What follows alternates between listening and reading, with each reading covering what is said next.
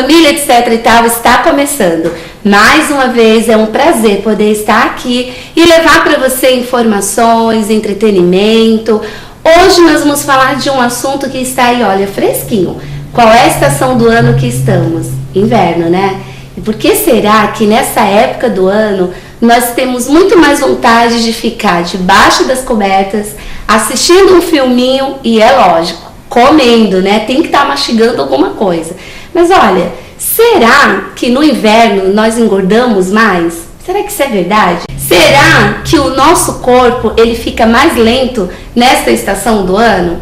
Bom, gente, olha, eu tenho muitas dúvidas, você também deve ter, mas para a gente ficar sabendo aí de bastante coisas sobre esse assunto, hoje eu recebo a doutora Vânia Carmen de Jesus. Ela é nutricionista formada pela Unimonte em Santos e faz atendimento na área de nutrição clínica. Bom, doutora, seja bem-vinda. Obrigada. Mais uma vez aqui, no nosso programa. Já veio aqui, já falou sobre obesidade infantil, falou sobre data de validade dos alimentos. Olha, gente, a doutora Vânia, como eu falo do doutor Rodrigo, é a nossa nutricionista aqui de plantão. Eu ligo para ela e falo, doutora, vamos lá falar sobre um assunto, uma pauta ótima para você. E ela, sempre com prontidão, vem e nos traz, né, sempre muitas dicas maravilhosas. Imagina. Obrigada, é um prazer sempre participar do programa. Tá certo, o prazer é nosso. Bom, eu fiz a abertura do programa falando sobre isso, né, que agora no friozinho dá uma vontade muito maior de comer, de ficar ali debaixo das cobertas no quentinho. Só que a gente sabe que isso aí não precisa nem de estudo, porque você vai perceber no corpo, né, engorda um pouquinho mais. Que a gente fica no achismo, será que é, será que não é? Então tem algumas perguntinhas aqui para você falar para os nossos telespectadores, que agora deve estar todo mundo atento, saber, vai engordar? Quais são as dicas da doutora Vânia? Então vamos lá, doutora. É verdade mesmo que no inverno nós sentimos mais fome? O corpo sente mesmo essa necessidade de comer mais? Sim, o que acontece na verdade é que assim, conforme a temperatura cai, porque no nosso organismo, a gordura corporal, a função da gordura corporal, uma das funções seria manter a temperatura ideal para o nosso corpo. Certo. Então, o que acontece? Quando está aquele dia chuvoso ou um dia mais friozinho, então a temperatura externa ela cai e o nosso organismo precisa manter essa temperatura que é o ideal para o nosso corpo. Então, o que acontece? Na verdade, o nosso organismo ele vai precisar produzir um pouco mais de energia, né? As células vão começar a trabalhar de forma que acelere um pouquinho mais o metabolismo para que eu mantenha essa temperatura ideal. Certo. Então o que acontece? Na verdade, por isso a minha necessidade energética ela aumenta, né? E na verdade a gente acaba ingerindo alimentos de uma densidade energética maior. Então, se a gente, no nosso caso aqui no Brasil, que é um país que o nosso inverno não é tão rigoroso como os países da Europa, por exemplo, né? Com exceção da região sul, que é um pouquinho mais fria, temperaturas são mais baixas, mas na verdade o que acontece?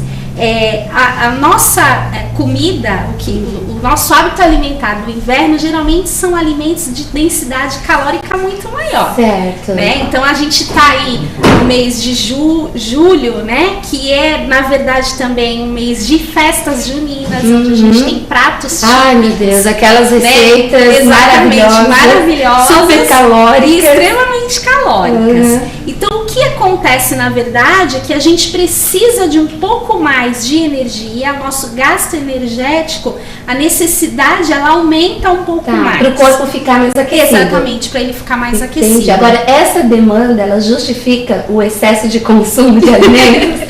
Porque, tá frio, eu vou comer um pouquinho mais, porque o meu corpo precisa, eu vou usar roupas largas mesmo, né? Aqueles casacões, não vai nem mostrar minhas formas, minhas curvas. Sim, não se justifica, né? Sim e não, se justifica. Na verdade, melhor dizendo, nós usamos isso de justificativa. Tá, é uma desculpa, então, é uma brasileiro. desculpa, na verdade, de brasileiro.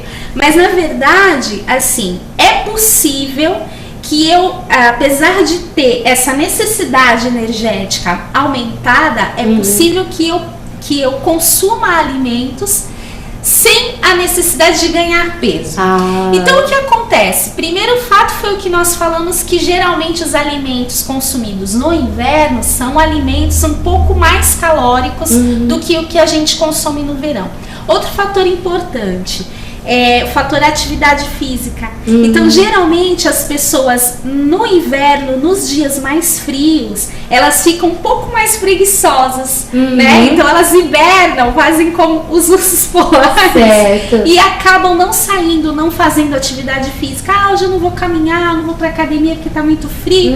E aí a gente se apoia nisso e acaba não gastando esse excesso de energia que o meu corpo armazenou. O que ao contrário do verão, porque no verão as pessoas estão mais dispostas, elas vão pra praia, vão para a academia, exatamente, com muito mais frequência do que no inverno.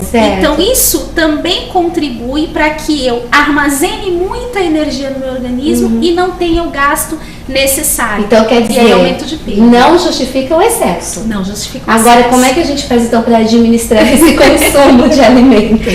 Porque que dá vontade, dá. Viu? Olha, eu tava falando pra você, na minha casa é mocotó, é dobradinha. Meu Deus, como que eu vou resistir isso? E pernambucana, né? Hoje mesmo nós fomos fazer uma gravação de uma festa que tinha como caráter o Nordeste.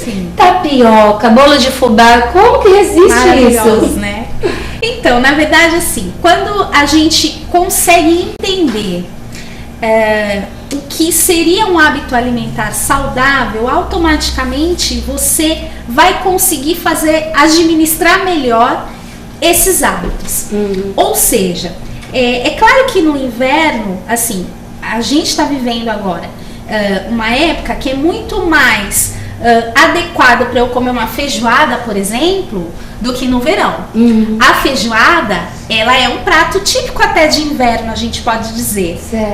E também com uma densidade calórica muito grande. Então, o que eu tenho na minha feijoada? Além do feijão preto, eu tenho todas as carnes que são os pertences do porco. Então, assim, é uma comida um pouco mais gordurosa. Acompanhada da feijoada em si vem a couve refogada, e vem a farofa, e vem o torresmo, né? Então, assim, são pratos, eu tô usando a feijoada como exemplo, mas na verdade a gente tem outros. Canjica. Exatamente, os pratos juninos, a canjica, o arroz doce, aí a gente tem os bolos aí de milho, paçoca, pé de moleque. Então, são comidas um pouco mais calóricas. E outra coisa, chocolate quente. Exatamente, chocolate quente, fondue. Aí a gente tem os cremes aí que são servidos no inverno, inclusive. Tem que pegar tudo isso e colocar de lado?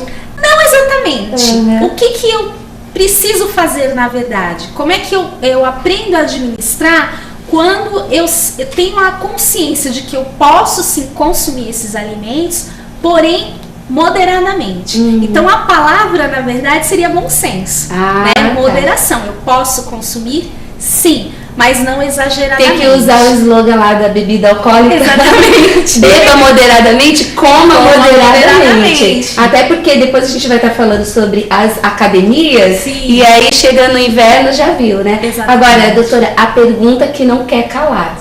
Já que cuscuz, canjicas, bolo, feijoadas são muito calóricos, quais são os alimentos indicados para essa estação do ano? Então, na verdade, esses alimentos, tem pessoas que consomem esses alimentos esporadicamente. Então, se a gente for colocar, são pratos típicos da festa junina. Festa junina acontece uma vez ao ano. Então, eu posso, de repente, estar indo, né, para quem tem o hábito de frequentar quermesse ou a festinha da escola do filho. Vai lá, experimenta um pedacinho de cada coisa. Faz a degustação. Deguste.